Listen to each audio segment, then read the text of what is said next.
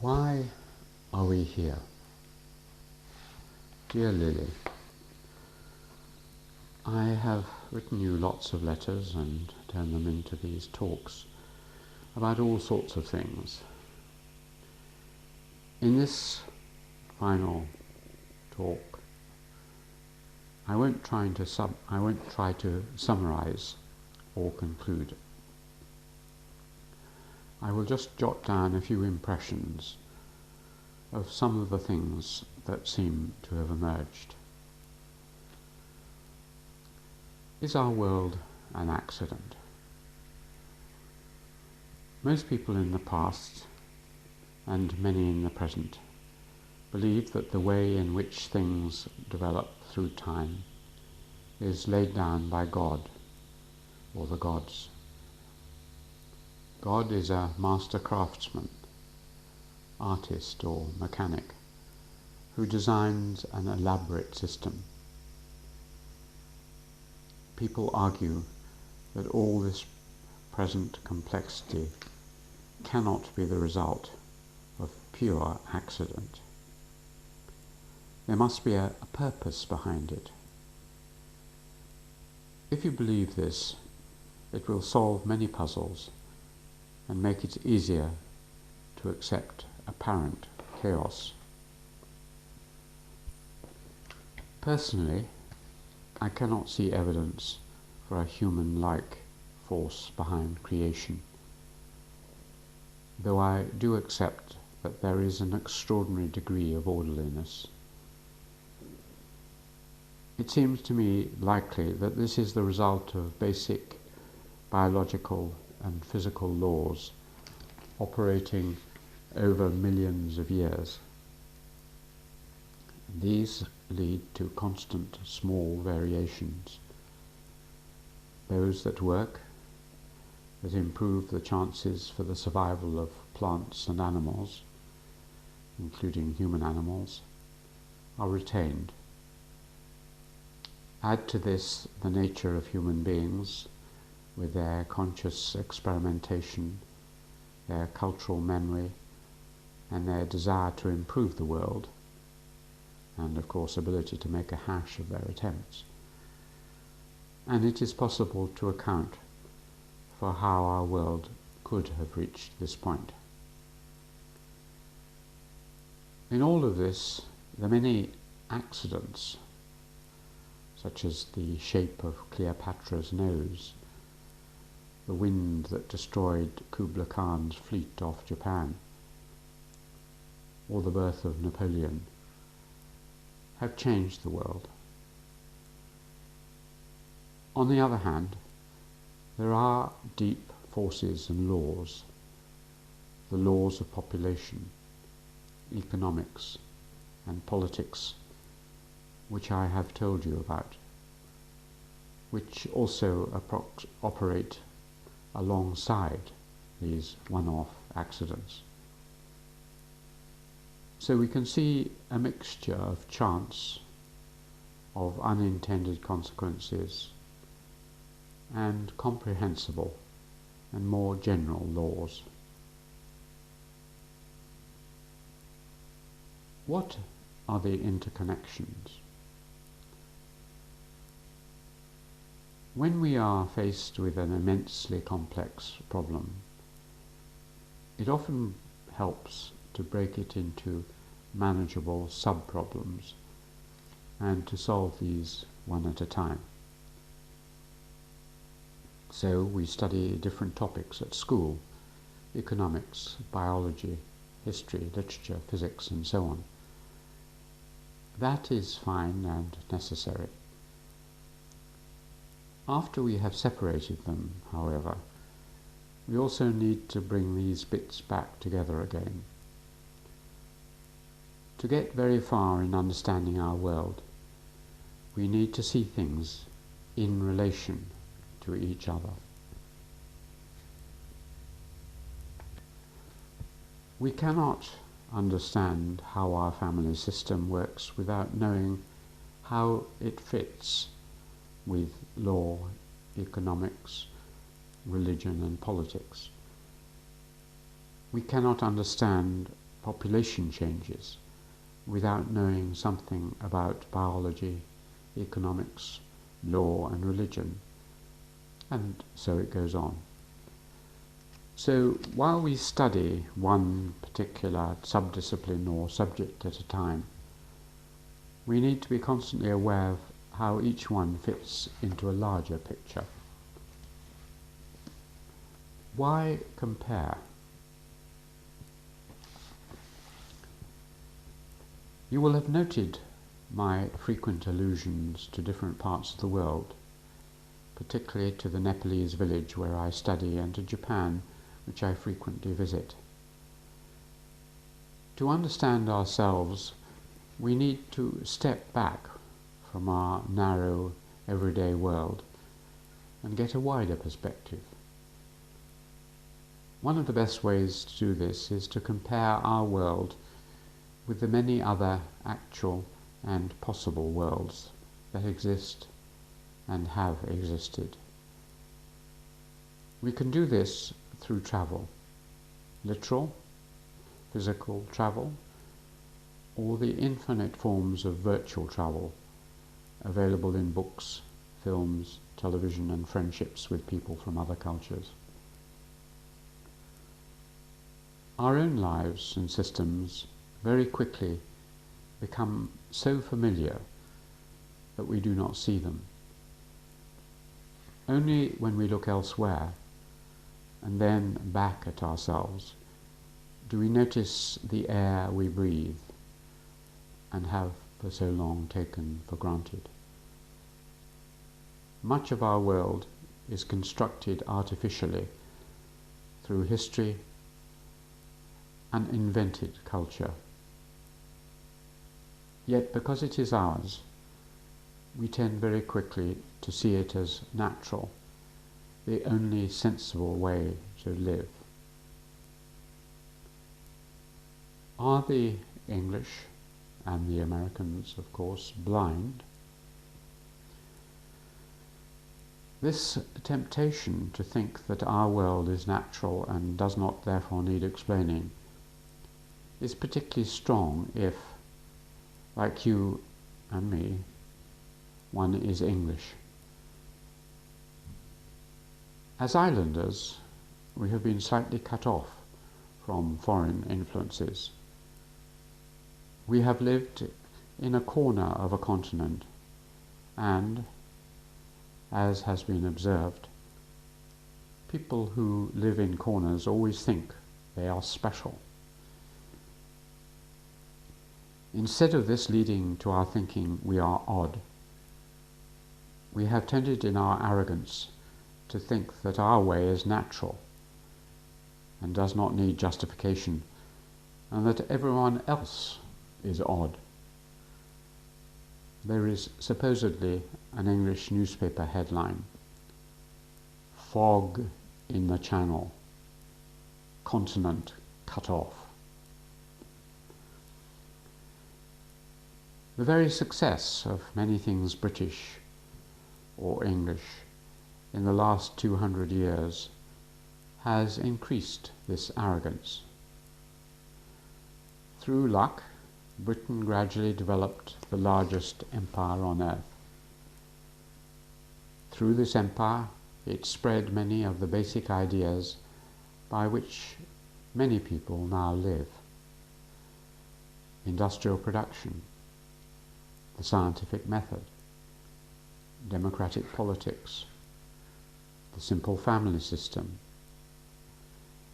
love marriages, private property and commercial capitalism, religious tolerance, team games, and much great literature are all parts of the package. This influence was reinforced by the United States, which refined many of these ideas and gave them strong backing. Much of the world now speaks English, thinks English, plays English, runs its capitalist economics, its individualistic social life, its democratic politics, and its legal system along English lines. Of course, this is an exaggeration and oversimplification, because many things are made, many changes are made to these ideas and systems when they move abroad. Furthermore, most of what we take to be English, as I explained in a previous letter, were originally imported from elsewhere. Yet it is true that if you travel, you will find strong reflections of your own and American culture. To a certain extent, the modern world has come to us through a narrow funnel. The past, like sand through an egg timer, has narrowed down and then spread out through an English passage. This again makes your own country seem rather natural, universal, invisible in many ways. It also tends to make many of us notoriously bad at learning and speaking other languages, and hence limits our ability to enjoy interacting with non-English speakers. Is England odd? Yet once you step away from these assumptions, you will soon be aware that both historically and cross-culturally, what seems natural is indeed very odd. England is like Charles Darwin's Galapagos Islands, a place where strange creatures have developed because of their partial isolation. I don't think I need to remind you of all these oddnesses in these here. These letters are full of them. From the curious way we bring up our children, fall in love, believe in the truth, believe in equality before the law, through to many things I have not had the space to talk about, like our odd sense of humour or our odd food. We are a bundle of peculiarities and contradictions. Are humans odd? If the English are pretty odd, they are only an example of the oddness of the species revealed in these letters. The contradictions between reason and emotion, and between body and mind, and many others mentioned in my first letter have been amply shown. Much of this comes from one central paradox described by the essayist William Hazlitt. Man is an intellectual animal, and therefore an everlasting contradiction to himself. His senses centre in himself. His ideas reach to the ends of the universe, so that he is torn in pieces between the two, without a possibility of it ever being otherwise. On the one hand, humans are companionable and social beings in their family, love, friendship, and playful behaviour. Yet they also engage in great violence in war and persecution.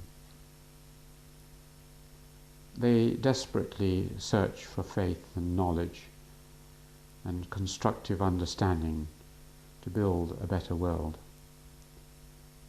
Yet they also search for power and order and domination. And so it goes on. This is why it is impossible to say that humans are basically of this or that nature. The species is a mass of contradictions, very malleable, full of potential for good and evil, Often it makes you despair as you study its antics, but occasionally you draw your breath in wonder at the beauty it creates and the truths it has discovered. How did we get here? These talks or letters have tried to tell you how the world we live in has come about. I have suggested it has done so by a mixture of evolution and revolution. In England there has been a long evolution for over 1,000 years. Although things have been constantly changing in small ways, and there have been moments of more dramatic change, for instance in the middle of the 17th century or during the industrial and urban upheavals after 1780, there is no moment when everything changed at once. Revolutions can be defined as times when not only do the players change, but the rules are altered. People decide to stop playing cricket and start to play football. The English have basically always played the same game. The legal, linguistic, family and other systems are recognisably the same from the Anglo-Saxons to the present. Yet the rules have been modified day to day to fit a changing world. Many societies and civilizations have had a less continuous history. They have tended in one direction, then suddenly switch to another. They play cricket, then football, then hockey. The famous revolutions in history, in particular the French of 1789, the Russian of 1917, and the Chinese of the 1940s, are examples of this happening. Yet even in these, there is often much more hidden continuity than people imagine. Just as we are now constantly told that our world is undergoing revolutionary changes because of globalization and new technologies, yet we feel that there is also a great deal of continuity. So many French people feel that their revolution altered only some things, and many Chinese argue that Chairman Mao was really just another emperor. The Japanese have been through huge shifts in their history, successively going through a Chinese, a feudal, a Neo-Confucian, a European and an American phase. Yet below all these there is a set of deep structures, a customary way of thinking and doing, a grammar of actions which has been curiously continuous. So England and Japan in particular can best be described by the contradictory phrase, the changing same. They are like the famous shoe. The shoe was patched with new leather, given a new heel and a new toe. It was entirely new material. It was also in shape and function the same old shoe. No wonder the philosopher in the story could not decide whether it was the same or a different shoe. What constrains us? I have tried to show you something of the deeper tides below the surface of history. Beneath the daily events there are a number of continuing structures and strong tendencies. To change the metaphor, there are paths along which civilizations move, and though there is room for straying, they are under some compulsion to stick to the path. These tendencies and paths are determined by physical, biological, economic, political, and social forces. They constrain our lives in the same way that language constrains, but does not absolutely determine what we can think and say. The best way to harness their power is to understand what they are. In knowledge is freedom. When the fly realizes it is trapped in the fly bottle, it has established some freedom. It may even find the exit from the jar. These paths vary between civilizations. None is intrinsically morally better. Each has its advantages and its drawbacks. The current dominant one, the individualistic, democratic, capitalistic, industrial, and scientific system, has a number of attractions. It leads to a good material life for many. It gives a feeling of equality and control over our life. It can avoid fear and oppression.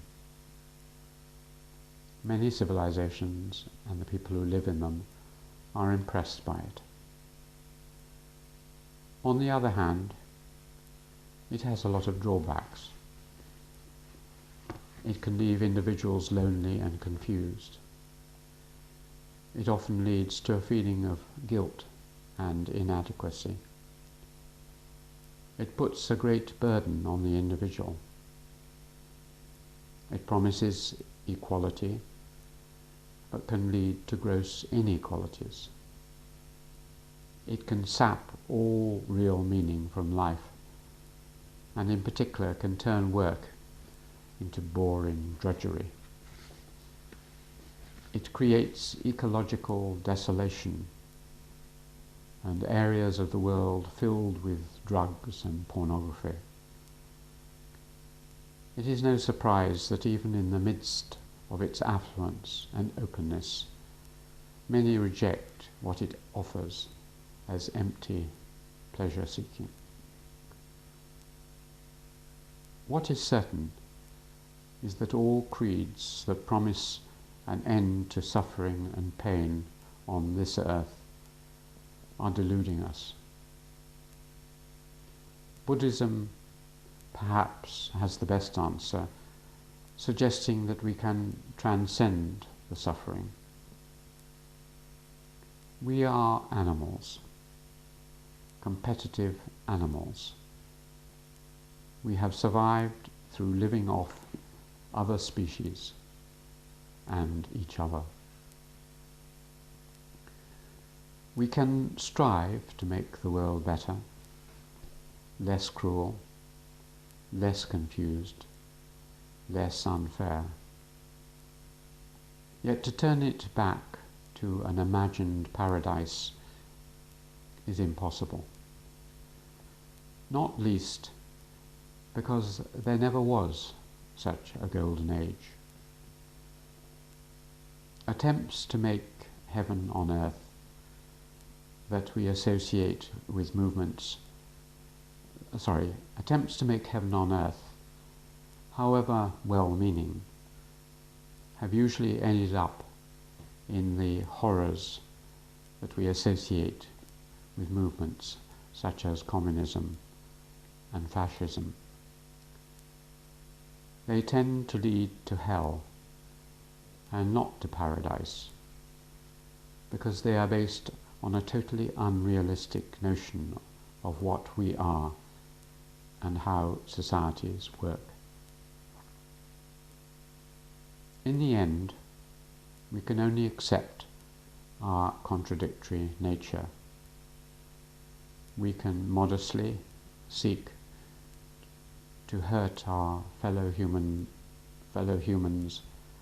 and the other animal and plant species which we share this small planet with as little as possible. Let's remind ourselves what a puny and trivial species we are, in the words of Douglas Adams' Hitchhiker's Guide to the Galaxy. Far out in the uncharted backwaters of the unfashionable end of the western spiral arm of the galaxy lies a small, unregarded yellow sun. Orbiting this at a distance of roughly 92 million miles is an utterly insignificant little blue-green planet whose ape-descended life forms are so amazingly primitive that they still think digital watches are a pretty neat idea. What else is there to say? I've tried to explain how I think the world works. I've kept these talks and the letters on which they're based short and left out the proofs and much of the detail. Fortunately, the arrival of the internet means that I can refer you to other things which will add to the account. You can have a look at www.letters-to-Lily, or one phrase.com, or look up Alan McFarlane, and you will find lots of other materials. You will find, for example, short letters from you, Lily, asking me the questions which I imagined you might have been interested in as a teenager. There are also reactions to the book and criticisms and so on. So have a look at other things, films, the many lectures, and if you are interested and coming from other cultures, you may find these letters published in your own language, including Chinese and Japanese and Korean and so on. The internet helps, but there is still so much more I'd like to say to you, both Lily and anyone else of you who are there watching. The best way I can say goodbye, I think, is to pass on a poem which my mother, Iris McFarlane, wrote for my sister Anne. It's called Petition for My Daughter. Time, be kind. The dangerous world presses on the petals furled, but as bruising years go by, promise her a sanctuary. Let her grow with great surprise. Guard the wonder in her eyes for a shining, sea-washed stone, for leaves of satin, twigs of bone.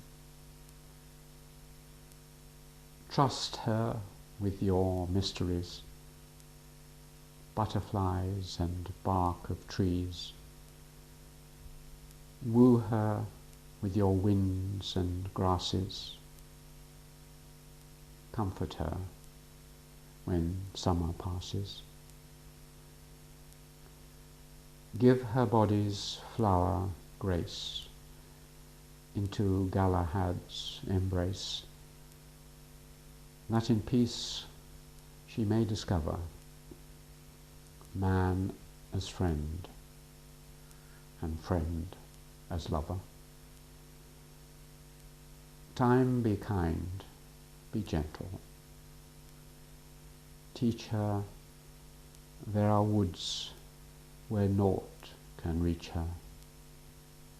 There are mornings none can borrow. Love enough for each tomorrow.